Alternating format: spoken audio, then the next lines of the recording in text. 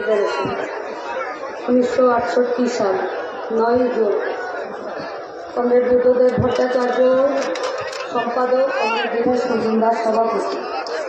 Comrade Dinesh Majumdar প্রয়াত হয়েছেন, আজ আমাদের মধ্যে নেই।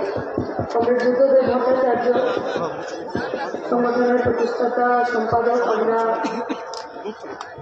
তার বাড়ি কাল গিয়েছিলাম এবং তার কাছ থেকে লড়াইয়ের উষ্ণতা নিয়েই ফিরেছি এবং যে বার্তাটা উনি ওনার স্ত্রী এবং ওনার মেয়ের মাধ্যমে আমাদের কাছে পাঠিয়েছেন, এটাই লড়াইয়ের ডাক, এটাই লড়াইয়ের কথা এবং এটাই ডিওয়াইএফআইকে সংজ্ঞায়িত উনি করেছেন।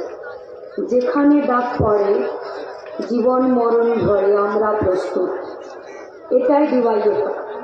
সুতরাং ব্রিগেডের সমাবেশ সাফল্যমণ্ডিত হবে।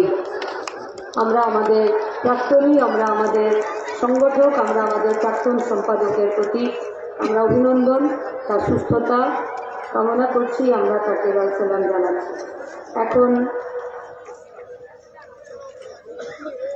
আমাদের সংবিধানের প্রস্তাবনা পাঠ, আমাদের কমরেডরা নিশ্চিতভাবে আপনাদের কাছে আমাদের এই প্রস্তাবনার যে মূল কথা তা পৌঁছে দিয়েছে। এই প্রিয়াম্বলটাই প্রস্তাবনাটা আমি বলবো সকল কমরেডদের কাছে, যারা এখন বসে আছেন আমি বলবো একটু উঠে দাঁড়ান।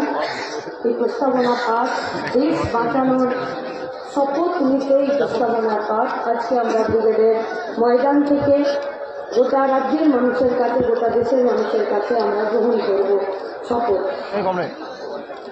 আমরা ভারতের জনগণ,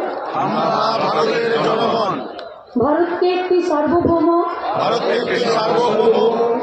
সমাজতান্ত্রিক ধর্মনিরপেক্ষ গণতান্ত্রিক সাধারণতন্ত্র রূপে গড়ে তুলতে চায় এবং তার সকল নাগরিকই যাতে সামাজিক, অর্থনৈতিক ও রাজনৈতিক ন্যায় বিচার, চিন্তা, মত প্রকাশ, বিশ্বাস, ধর্ম এবং উপাসনার স্বাধীনতা, সামাজিক প্রতিষ্ঠা অর্জন ও সুযোগের সমতা প্রতিষ্ঠা এবং তাদের সকলের মধ্যে ব্যক্তির মর্যাদা এবং জাতীয় ঐক্য ও সংহতি সুনিশ্চিতকরণের মাধ্যমে